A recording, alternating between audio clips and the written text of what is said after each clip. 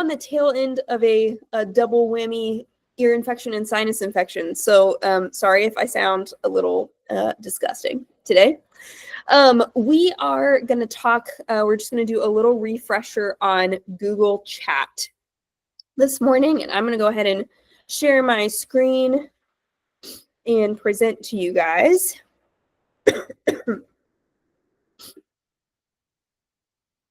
Okay, so if you'll remember, about mid-November, we launched this amazing thing called Google Chat. And I actually just wanted to say thanks to all of you guys because you've actually used Google Chat, which makes my little heart incredibly happy.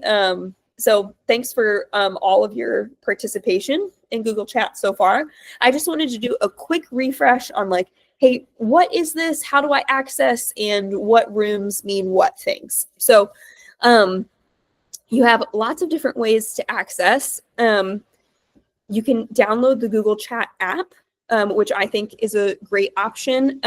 It's also already built into your Gmail app as well. I don't have that linked in my presentation, but if you're already a Gmail app user and you just wanted to, there's a way on that to just toggle over into Google Chat as well. So Paige Hewitt lovingly pointed out to me that you don't need to download the Google Chat app if you already have the Gmail app because it's already in there. So if you want to access on your phone, that's the best way to do it. And then you can also access through your app properties email. So if you're in your app properties email, you can just toggle over to that chat button and it'll take you to chat. And then you can also just go directly to the website as well. So it's called chat.google.com. Again, if you're accessing on your computer, and you can see that as well. Oh, and then the last thing is you can access through Platform too. It's linked through Platform through that little chat icon up at the top. So if you wanted to access that way, that's an option for you as well.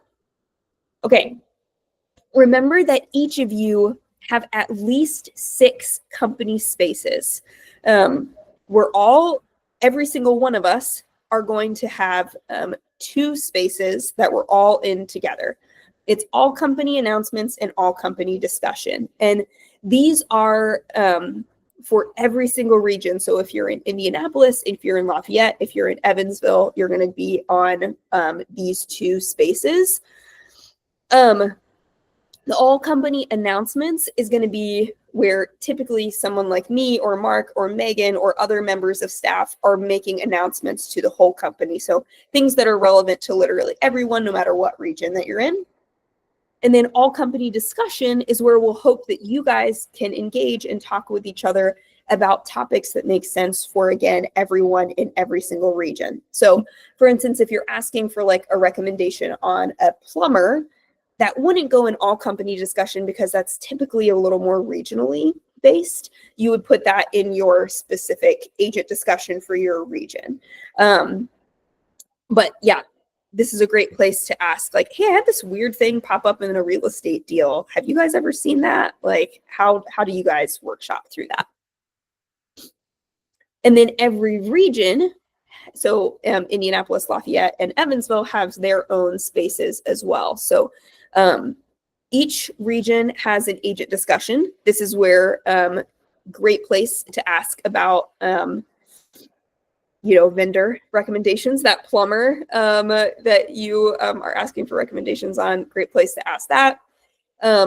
Your event space, this is where any events that are happening very specifically for your region are going to be posted about in the event space.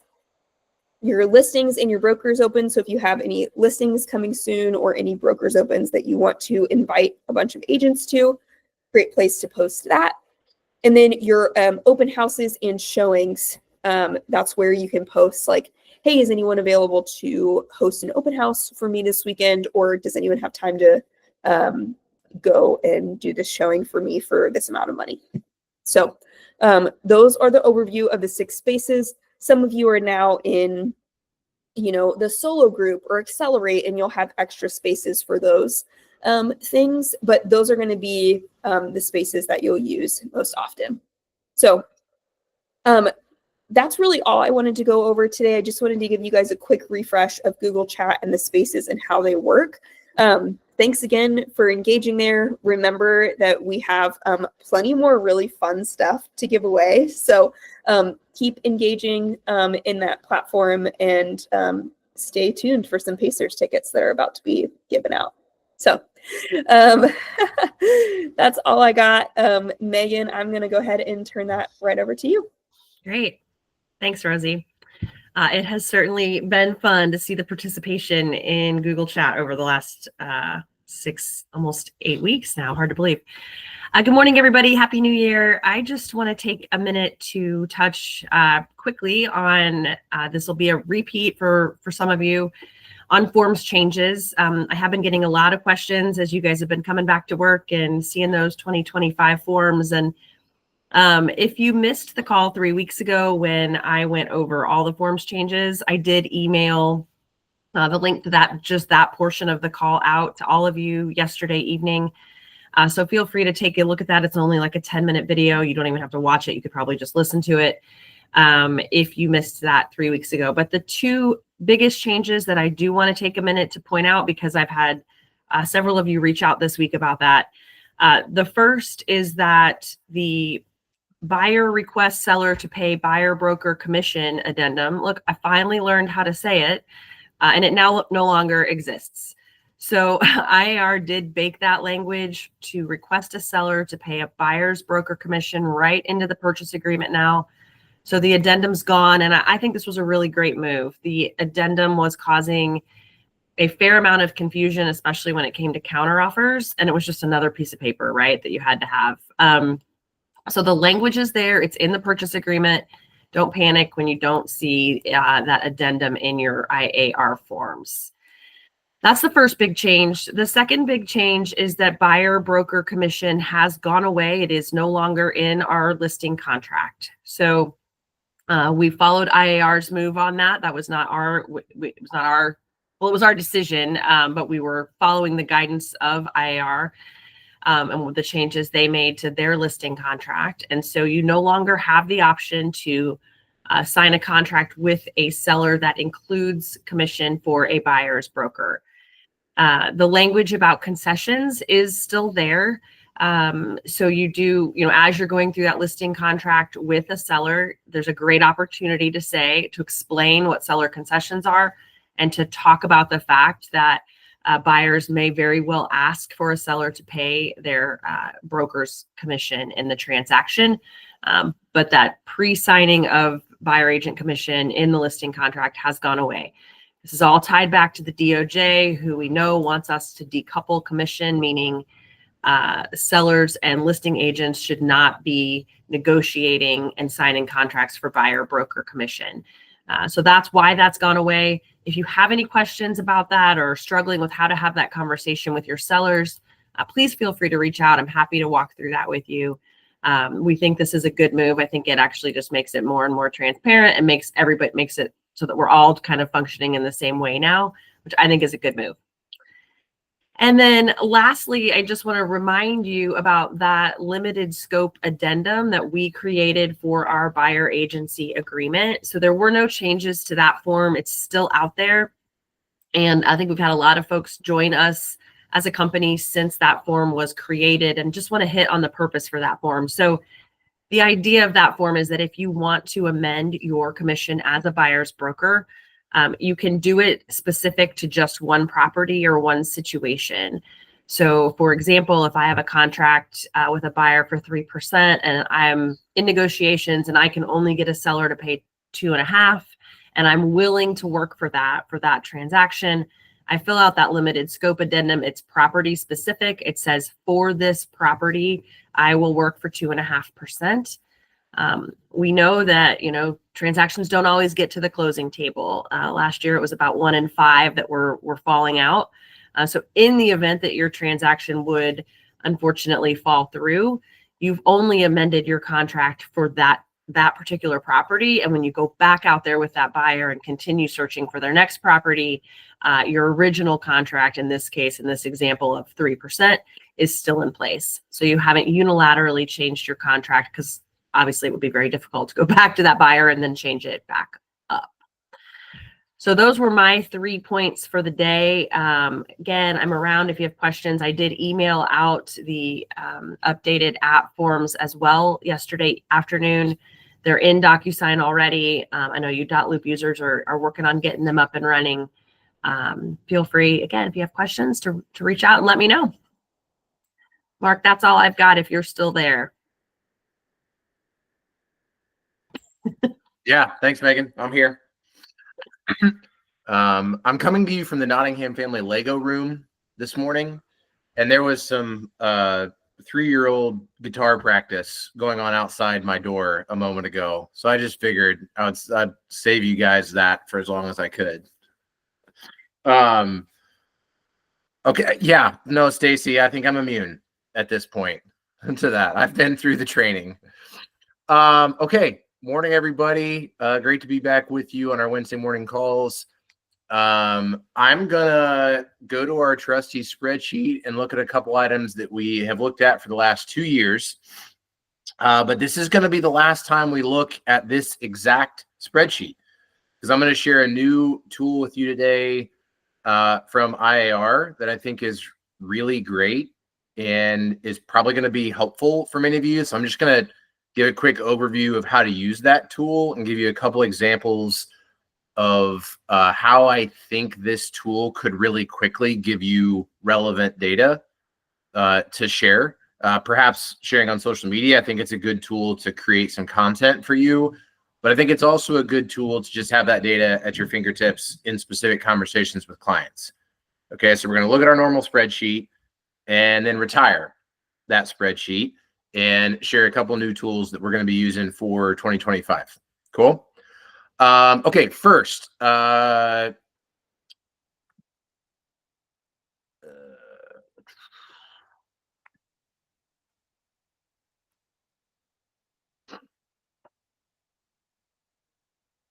there we go. So what I've got here is I compressed all of 2023. So my 3 highlighted rows there are a year ago today, a year ago, and 2 years ago. All right. So the first row there, January of 23, second row, January of 24, last row today. So active single family homes for sale in Indianapolis. So quick reminder, we have traditionally used Indianapolis as a kind of manageable data set that oftentimes reflects what's happening in the state of Indiana. One of the reasons I'm going to shift to the IAR tool is it does a really nice job of comparing different marketplaces to the entire state. So we'll go over that in a second. But one thing you'll notice here is you're looking at inventory today. Inventory right now, single family homes, 1,648 for sale in Indianapolis. And again, the state have done something similar here. So that's on a downward trajectory if you're looking at what inventory was at any point since like the end of July. So basically the second half of the year, inventory has been trending down, putting more pressure on the supply that we do have.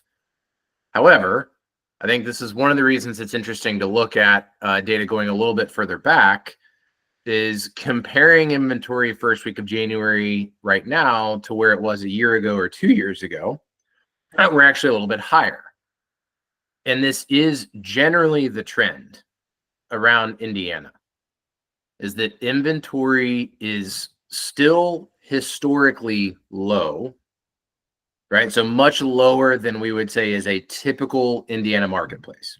However, when compared to 1 year ago, 2 years ago, this is also true if you go back 3 years ago, and in most places, even 4 years ago.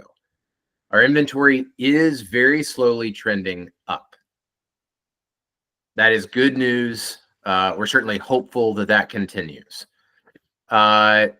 You've got a very consistent days on market and days of inventory. You see some variance there, but again, I think this is something that's kind of interesting. Even as realtors, you get into the day-to-day of the marketplace, and from 1 month to the next, can feel like very different conditions.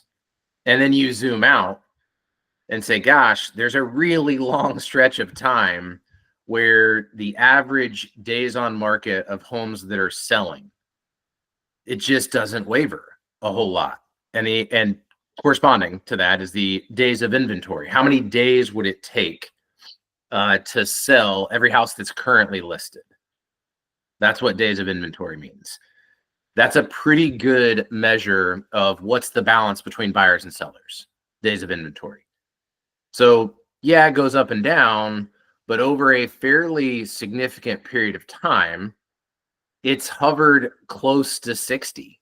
It, like, the lowest it got in the last year was 45. The highest it got was 77. We're at 70 right now. Pretty consistent numbers. Okay, I'm gonna jump from this. I'm gonna share a mortgage rate tool. So I've typically used just a Google algorithm search to track average mortgage rates. I'm actually going to present something that we've looked at in the past. This is from the St. Louis Fed. This website I think is really interesting. They provide some really good tools. It's probably on the really data heavy. I don't know that it's super practical for most of you to spend time on the St. Louis Fed website. I will occasionally share it. So I think the IAR website is very different, much more applicable and accessible.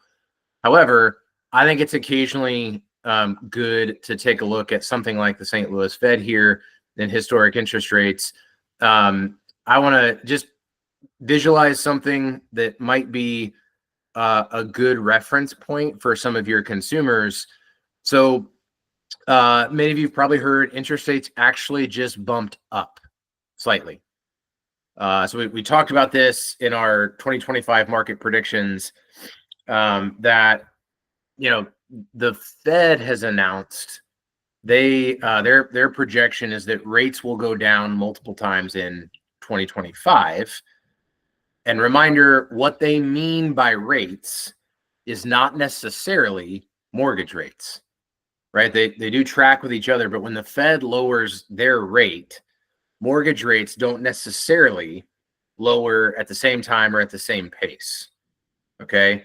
So the general projection for 25 is that the Fed's going to lower rates multiple times, but that mortgage rates are only going to marginally go down and then probably find stability. Most people are saying somewhere around 6. Well, they actually just crept up a little bit into the high 6s.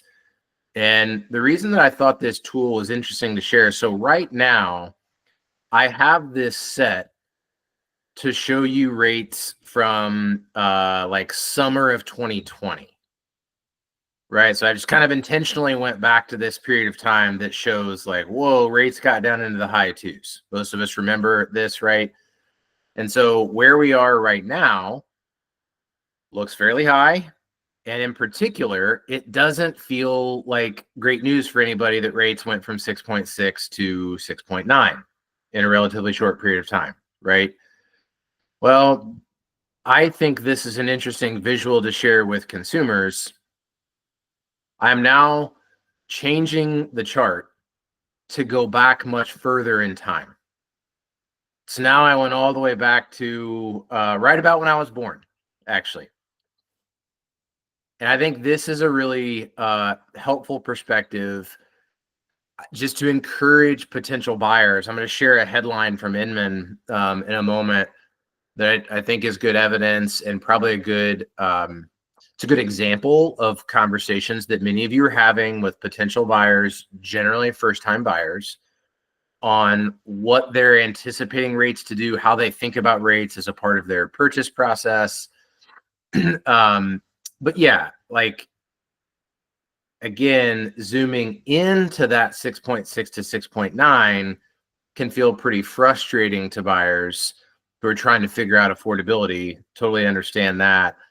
Zooming out and looking at interest rates historically, I think is a good reference point, particularly because it's very rare that rates move fast, right? So there's only a couple moments in time where you see rates move really quickly and consistently up or down. This was over close to where I was born, just after I was born. There was a really concerning inflationary period of time. Then you see what happened in the housing recession. Here is a part of the economic stimulus to attempt to recover from the recession in 08, 09.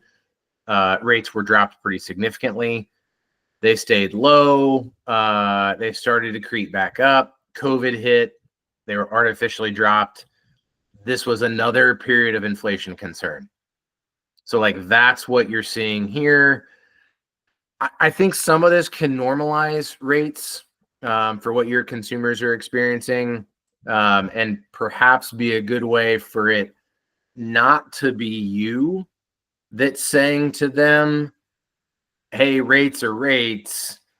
Probably need to think about not trying to time this because it's difficult to anticipate, and they don't tend to move significantly in short periods of time. So in other words, if a buyer is waiting, the odds are fairly high that the rate a year from today is not going to be notably different than it is today. That's historically true, and it's in line with what economists are predicting for 25. Okay. I'm going to stop this, and I'm going to share just this quick headline before we go to the IR tool.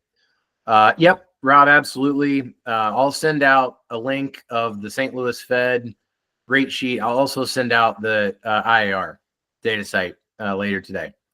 Okay, so we're not going to look at this article, but I just want you to read the headline and the sub headline.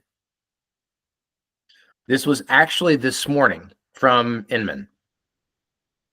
Would-be homebuyers are still looking for conditions to improve. Americans are more hopeful that the economy is on the right track than they were a year ago, but only 1 in 5 thought December was a good time to buy a home. This is not philosophical. Inman conducts research or compiles research from reputable sources. I think this is probably indicative of many of your consumers that they might be more optimistic about where things are headed. I think generally people don't have the concern about inflation that they've had over the last couple of years, but still, for one reason or another, 80% of the consumers that they surveyed are saying, yeah, right now isn't a great time to buy a house. You could speculate on the reasons as to why. You'd really have to dive in, but Fannie Mae is likely surveying based upon interest rates. Like that would be one of the key variables. But yeah, the consumer, y'all in our industry, there's just lots of evidence that the consumer tries to time their purchase. I think that's the theme for me. The consumer tries to time their purchase, and very rarely does that work. And as a realtor, we talk about this a lot. I know it's challenging to just say to your consumer, right? You can't say, oh, stop trying to time it. That never works anyway. Just buy now. Well, that doesn't come across as very helpful. It doesn't come across as service oriented. It sounds like you're just trying to sell them a house to make money. Like I get all of those things. It has to be a very well thought through, considerate approach to help them understand, like, hey, this is my job, is to help you think through what are the trade-offs of waiting. And if you don't think December is a good time to buy, just ask questions. Why is that? Right? If your potential buyers are 4 of the 5 here, I would say as a realtor, don't underestimate the amount of influence you can have in their decision making. Don't underestimate the amount of influence you can have in their decision making. I think sometimes realtors maybe just tend to view their job as, hey, my consumers they're going to decide what to do. I don't have any participation or influence in that. Then they will tell me, and I will help them execute it. And I understand where that's coming from. However, you are an expert. You have perspective that they do not. And you may be able to positively influence even the very front end of their decision making. So don't underestimate that. Ask good questions about why they don't think right now is a good time to buy. I think some of them might find that very helpful. Okay. Okay. I'm gonna stop that share. So quick overview here of what I'm going to share from IAR. Look, I'll just give you some context here. I know there's, even within our own company and certainly in the industry, there can be very mixed feelings about our trade organizations, right? So I think this is relevant, particularly now. If you follow much of the national real estate news, right now there's a trend for local groups of realtors to be very critical of our national association. The most recent surveys suggest that most local groups of realtors aren't real thrilled with NAR over the last couple of years. We lost a big legal case. That's a part of it. NAR has basically only been in the news for bad reasons over the last couple of years, a couple of them scandals.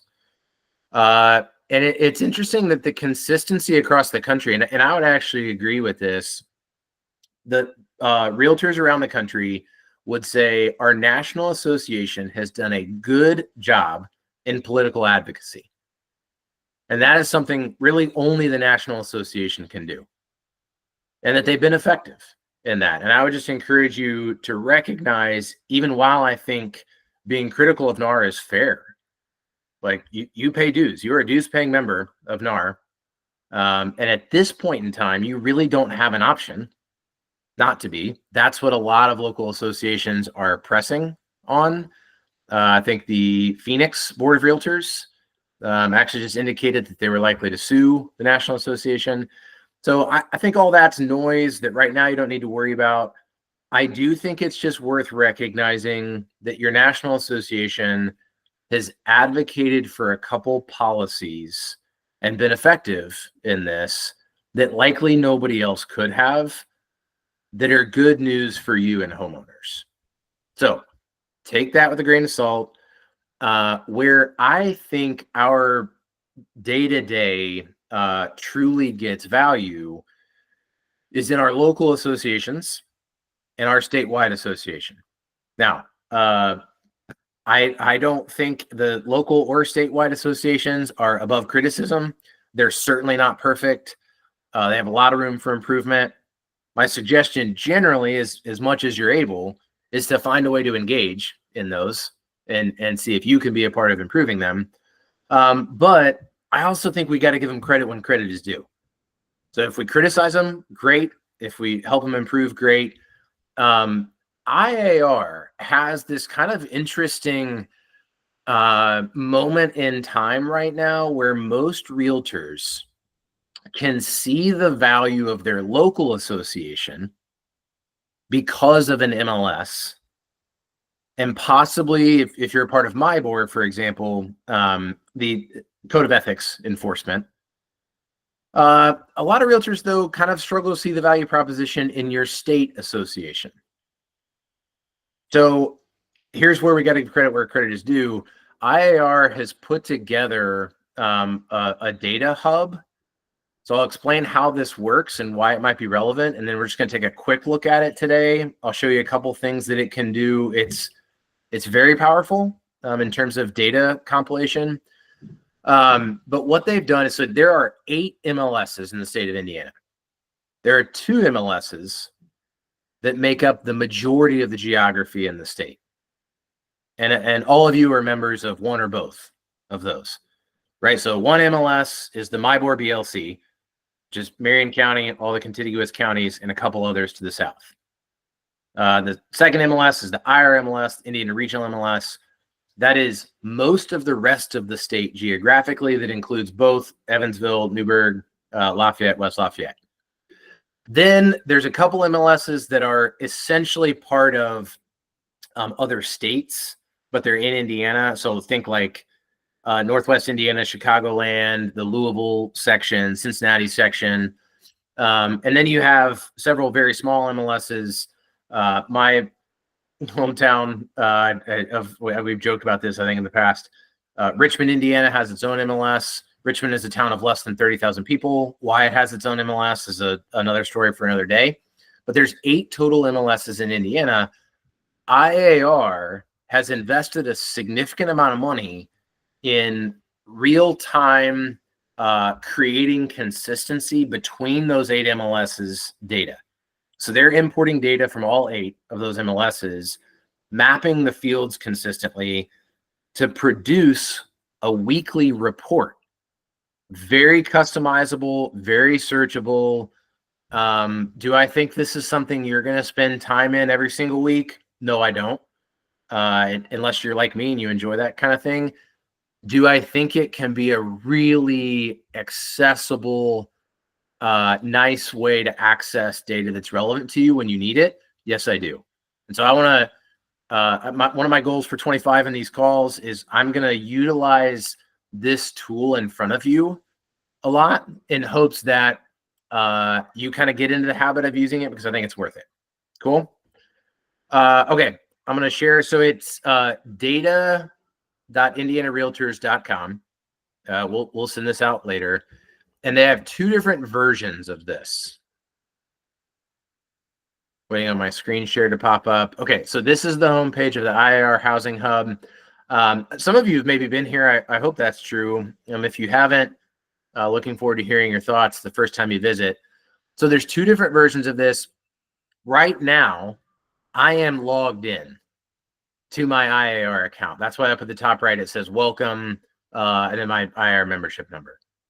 There is a public version that's free access. Any consumer can get on here. Then when you look at the reports that can be generated, you'll see some of them have a lock sign, which indicates you're not logged in as an Indiana Association of Realtors member. Therefore, you can't access this report.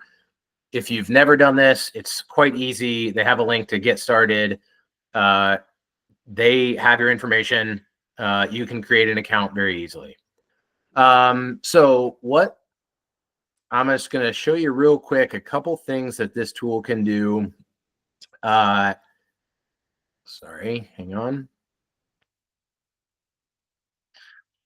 So you see the quick dashboard here shows you where most transactions are happening. Not surprisingly, it tends to be concentrated in the largest population areas. Gives you a quick look at what the last month's median sale price was, how that compared to year over year, how activity was comparing year over year. Where I think this gets really interesting is this view dashboard for your market. So I'll show you how this works. So right now, it's set to show me the entire state. But I can go in and say, I want to divide this by a particular realtor association or a particular, like one of the 8 MLSs or a county or a zip code. I'm going to choose metro area here. So they've divided this into these, we'll call them major metro areas. There was one data point that Stacy, well, I was going to say, Stacy, you're going to love this. I know for a fact you actually don't love this. Maybe you'll appreciate the fact that I'm referencing it. I'm going to use Lafayette and West Lafayette as my guinea pig because of how crazy low your inventory is. So I'm going to go to West Lafayette, view dashboard. Takes a second to load. Really cool tool here that is just immediately compiling not just Lafayette, West Lafayette data, but the entire state, so that not only can we compare Lafayette and West Lafayette to what was happening a year ago. So a couple more sales closed in December of 24 than the December of 23. Median sale price was 10% higher in December of 24 than it was December of 23. These 2 trends are fairly consistent around the state, though that is a larger than typical jump in price. This 97.4% of list price. In December, That's a fairly high number. Now, Lafayette, West Lafayette tends to trade hands at a really high percentage of lists because inventory is low. Around the state, this number's been around 95 recently. I'm scrolling down. Lots of stuff here. Sales price, leading indicators, transaction count. Here's the one that I thought was super interesting. This is average daily inventory per 1,000 households. So not only are they taking the information from the 8 MLSs, but they're also importing other sources of information, community information, like census data. Right? Our MLSs don't track population numbers, but it's out there. And IAR has invested a lot of money. And it's like, this is really hard data to compile. So this shows you what is the experience of a consumer who's trying to buy, because it's tabulating inventory, but also how many people are they likely competing against. So this is inventory per 1,000 households. And Indiana is lower than it has traditionally been, where you have, say, like go back to February of 24, just here, for example, you have 4 houses for sale in the state of Indiana per 1,000 households. And in Lafayette, West Lafayette, you have half of that. And I think it's so fascinating how these two charts almost directly correlate to each other over time. And that per citizen, per member of the community, Lafayette and West Lafayette have consistently had roughly half of the homes for sale. I think this could be relevant in a couple ways. If I was a realtor in Lafayette, West Lafayette, and I was trying to find a way to illustrate to someone the challenge of inventory, this might be a really helpful way, because to them, you know, sometimes you might say, gosh, there's only 17 houses for sale in West Lafayette. And by the way, I don't know what the number is. Stacy probably knows the number. There's less than 17. Yeah, she could show us on 2 hands. And that might not be relevant to them in terms of like, well, I don't know what that means. Show them something like this, and they realize, oh, we have a growing population, a good job market, we're adding major employers, and our inventory per capita is half of the rest of the state of Indiana. I get it. It's not just my realtor, complaining about low inventory. Stacy, you raised your hand. Go ahead. I didn't mean to, but the number is 8 active listings in West Lafayette right now. 8 active in West Lafayette. Yeah. This, by the way, you could come in and specifically want to see West Lafayette or like Tippecanoe County. This includes Lafayette, which the inventory in Lafayette's a little bit higher. So if you zoomed in on West Lafayette, this would be even worse. If you were a realtor in Indianapolis, and you zoomed in on Zionsville, I believe Zionsville would be the part of Indy Metro that might look something like this. Okay. Median sale price here. I think this is also an interesting indicator. So in the 3 marketplaces that we function, I thought this was interesting. So in Lafayette, West Lafayette, sales price is notably higher than around the state.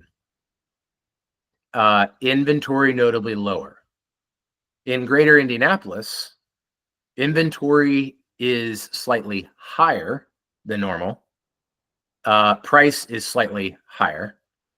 In Evansville and Newburgh, price is actually just a bit lower than in the state average. I think inventory tends to be pretty consistent right now. Hey, Mark, Yeah. I have a quick question. When you started this and you started this search from the website, your geography type, did you use MLS or what? I missed that part when you were at the very beginning.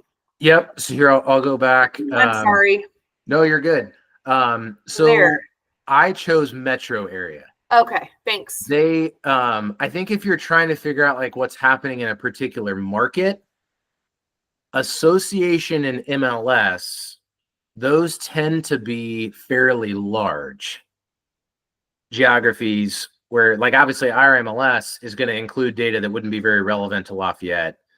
I think county gets pretty specific, or zip code gets very specific. I think most of the time it's metro area that I would be using, because Stacy, I suppose in theory, some buyers in West Lafayette would eventually buy a house in Lafayette if they couldn't find something, like that sort of market definition. Excuse me. I want to show one more thing here. I'm going to pull up Evansville.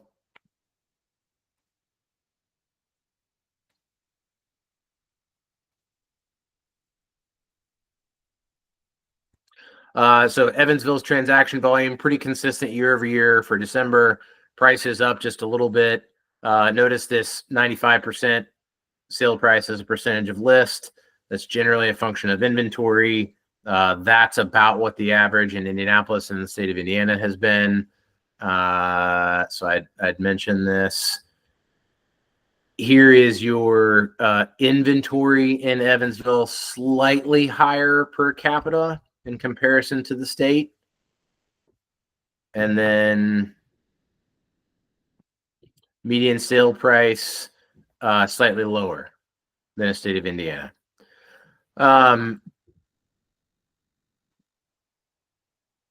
We will send out links to all of this stuff later. I would just encourage you, if you've got 15, 20 minutes, create your account, get in there and get a little bit familiar with it. I've shared the MyBor Market Insights tool previously. I think one of the advantages to being in the Indianapolis metro is the fact that your trade association and your MLS are very close to overlaid in the same geography. And so the MyBor Market Insights tool is, I think it's just more helpful. The IRMLS is such a statewide geography. It's not quite as efficient in creating data that is only relevant to your marketplace. I think this IAR tool, if I was an IRMLS daily user, but I was trying to compile data, I would definitely be using the IAR data instead of IRMLS. If you're a MyBor user, I think it depends on what you're trying to produce. But I will just say, if there's ever a time where I can be helpful in just extrapolating some of this, pulling data out to make it relevant to a conversation you're having with a client, please let me know. Love to do that. How I would summarize today: inventory still historically low in all three of our marketplaces. Other than in West Lafayette, inventory is showing a positive indicator of going up, which bodes well for the majority of us. Interest rates didn't drop since the last time we talked about them. They inched up slightly. I don't read any significant changes in what people are predicting for 2025, which is that rates are projected to stabilize somewhere in the low sixes, and that transaction volume won't return to what we were seeing in 2018, 19, certainly not what we saw in 21, but that people are anticipating it goes back to something like what we saw in 2013, 14, 15, which is notably higher than we saw in 23 and 24. That has been consistent even as the rates inch back up. No one that I have read has yet shifted their predictions for the year. So appreciate all of you. Have a great Wednesday. We'll be sending out some data. And yeah, like I said, if I can ever be helpful, shoot me a text, give me a call. Have a great Wednesday.